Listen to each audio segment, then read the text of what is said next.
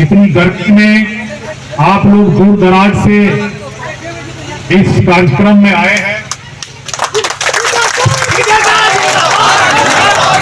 आपको बहुत बहुत धन्यवाद और मैं आपके प्रति आभार जताना चाहता हूं कि आप लोगों ने भ्रष्ट पदाधिकारियों, भ्रष्ट कार्यालय और भ्रष्ट थानेदार, बीडीओ, सीओ के खिलाफ एक पहला कदम है, एक पहला कदम है।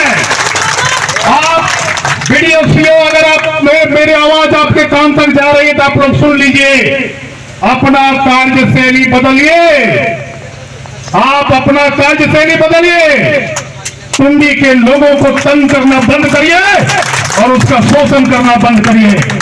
यह आपको चेतावनी देते हुए मैं कहना चाहता हूं कि जिस जनता के साथ आप लोग रोज खेल खेलते हैं, आप अपना कार्यशैली में बदलाव लाइए, अन्यथा ये केवल एक झांकी है। हम लोग टुंडी में पहले हुक्का जाम करते थे, उसी चरित्र में आएंगे और उसी रूप में आएंगे जब थाना और ब्लॉक का हुक्का जाम करेंगे हम। और कोई उपाय नहीं है, अब वही हुक्का जाम का बात आ गया है। अब हुक्का जाम होगा और आपका भी हवा पानी और आपका एसी का लाइन काटा जाएगा। आपका जो एसी में बैठ के, आप जो एसी में बैठ के हवा खाते हुए हमारे लोगों को दुत्कारते हैं, बेइज्जत करते हैं, सबसे पहले आपका एसी का लाइन काटा जाएगा और आपका बाहर से दरवाजा और ताला लगा दिया जाएगा। नोट कर लीजिए। कैसा लगता है, कैसा लगता है जब कोई बिना बिजली का रात भर, दिन भर, 3 4 दिन 5 दिन रहता है। आप उसको भी अनुभव करिए, क्योंकि आप तो एसी में बैठते हैं, आपका जनरेटर का सुविधा है और आपका इन्वर्टर का सुविधा है। हमारे जनता का यह सुविधा अभी तक नहीं उपलब्ध हुआ है। इसलिए मैं आपसे आग्रह करता हूं, आपको चेतावनी देना चाहता हूं कि आप लोग अपना कार्यशैली बदलिए, अन्यथा आप और देखिएगा। ये तो केवल छोटा सा एक नमूना है, ये 5 दिन का तैयारी है। ये सुन लीजिए आप, ये 5 दिन की तैयारी में ये है, और जब हम लोग महीना भर की प्रैक्टिस और तैयारी करके आएंगे तब आप कहां छुपिएगा, ये आप भी सोच के रखिए।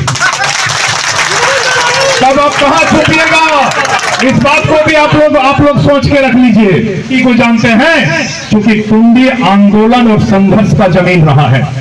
टुंडी एक ऐसा जगह है जहां बड़े बड़े लोगों ने अपनी पृष्ठभूमि निभाए हैं।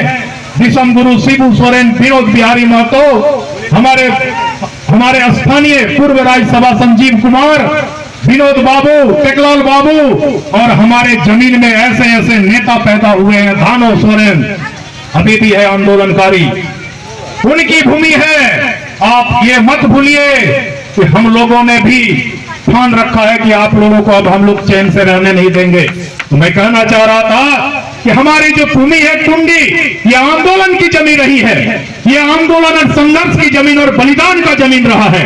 और उसी जमीन के, उसी जनता को आज आप ऐसे जगह पे लाके खड़ा कर दिया है कि आप रोज उसको बेइज्जत करते हैं, रोज बेसम्मान करते हैं। आपके पास छोटा मोटा काम के लिए जब वृद्धा पेंशन, विधवा पेंशन, आय, आवासीय, हमारे जो नवजुवक विद्यार्थी आपके पास जब आय और आवासीय बनाने आते हैं तो आप उनके साथ दुर्व्यवहार करते हैं। ये सब बंद करिए, एकदम एक टाइम सुनिश्चित करिए कि आय और आवासीय 2 दिन के अंदर, 24 घंटा के अंदर आपको देना होगा। वृद्धा पेंशन, अबुआ आवास और प्रधानमंत्री आवास ऐसे व्यक्ति को दीजिए जो पाने लायक है। आपको पता नहीं है कि हमको लगता है 50% ऐसे लोग हैं जिनको मिलना चाहिए, वो आज भी दर दर के ठोकरे खा रहे हैं। आज भी वो छोटी छोटी झोपड़ी में रहने के लिए विवश है।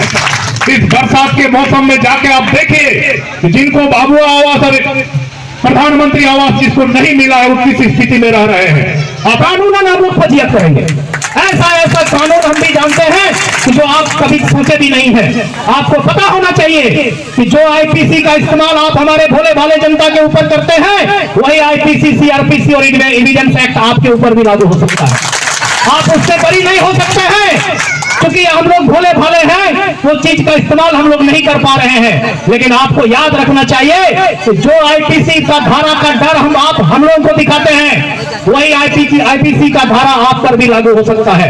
इस बात को आप नोट कर लीजिए। आप अगर ऑफिस में काम नहीं करते हैं, जनता का काम नहीं करते हैं, जिसके लिए आपको भेजा गया, जिसके लिए आपको सरकार वेतन देती है, आप पर भी केस हो सकता है, आप पर भी कार्रवाई हो सकती है। इसलिए मैं आप लोगों से आग्रह करना चाहता हूं, मैं अभी आप लोगों से निवेदन करना चाहता हूं कि आप अपने कार्यशैली में बदलाव लाइए, वो भी बहुत जल्दी। हमारे जनता को तंग करना बंद करिए। मैं कहना चाहूंगा जितने भी पूरे, ये केवल एक ब्लॉक और एक थाना का बात नहीं है बंधु, ये बढ़िया जान लीजिए। मैं किसी एक थाना, किसी एक ब्लॉक और किसी एक सीओ पर बात नहीं कर रहा हूं। ये हमारा झारखंड का कल्चर हो चुका है।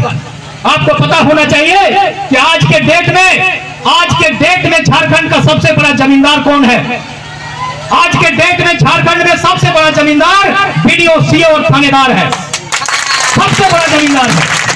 आज आप पता करिए कि अगर आय से अधिक संपत्ति की जांच हो तो सबसे पहले बीडीओ, सीओ और थानेदार जेल जाएगा। ये अभी आप लोग जान लीजिए। लेकिन हम लोग फंसते कहां हैं? और हम लोग हाथ लेके कलेजे पर हाथ देकर कहिए कि यदि आपको थाना से काम पड़े, तो आप अकेले थाना जाने का हिम्मत किसको जरा हाथ उठा के बताइए तुमको। किसी में नहीं है। अकेले जा सकते हैं? सोच समझ के हाथ उठाइए। मैं ये पूछना चाह रहा हूं कि थाना में यदि आपको काम पड़ा है, बढ़िया से गौर से सुनिए, अगर थाना से काम पड़ा है तो आप अकेले जाने का हिम्मत आपको है? ये मैं पूछ रहा हूं, हाँ या ना में बोलिए। क्यों भाई? किस लिए ऐसा बात, किस लिए ऐसा माहौल कि थाना हम लोग के आम गुरुआ, गरीब गुरुआ के लोग थाना अकेले जाने का हिम्मत नहीं करता है, जबकि थाना किन के लिए है? किसके सुरक्षा के लिए है?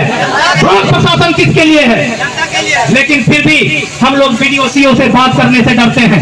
हम लोग थानेदार से बात करने मुलाकात करने से डरते हैं। यहाँ तक हम लोग हवलदार का भर्ती देख के साला पेशाब आ जाता है। क्यों? ऐसा क्यों हो रहा है? क्या हम लोग इसी प्रजातंत्र में रहेंगे? क्या हम लोगों के टुंडी का यही भाग्य है?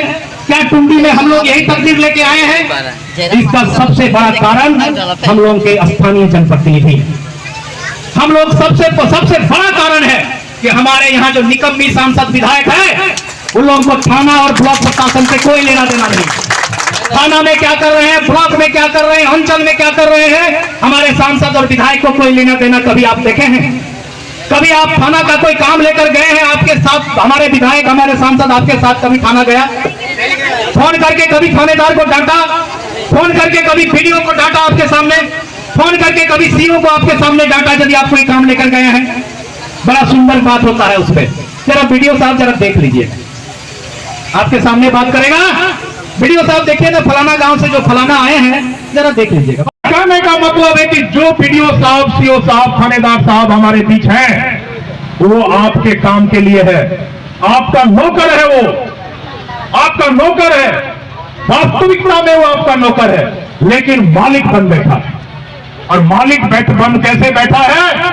हमारे कमजोरी के चलते, हमारे कमजोरी के चलते हम इतना कमजोर हो गए धीरे धीरे, और हमारी कमजोरी को हमको पता नहीं चल रहा है कि हम इतना कमजोर हो चुके हैं। आपकी कमजोरी का फायदा हमारे पदाधिकारी और दलाल वर्ग के लोग उठाते हैं। हमारे बीच में भी ऐसे लोग हैं जो इनको बिचौलिया के रूप में इस्तेमाल किया जाता है। और आपको एक भी पता होना चाहिए, मैं बहुत गौर करने वाली बात बता रहा हूं कि आजकल पारसनाथ से बहुत बाघ निकल रहा है। गौर करिए, पारसनाथ से बहुत बाघ निकल रहा है, और ये बाघ किसी को कुछ नहीं करता है। ये बाघ उसी को काटेगा, उसी को हबकेगा जो गरीब जनता का शोषण करता है। समझ लीजिए बढ़िया से, आजकल पारसनाथ और मनियाडी के जंगलों से बहुत बाघ निकल चुका है, और वैसे लोगों के तलाश में है कि कौन व्यक्ति आम जनता का शोषण करता है और कौन व्यक्ति आम जनता को तंग करता है।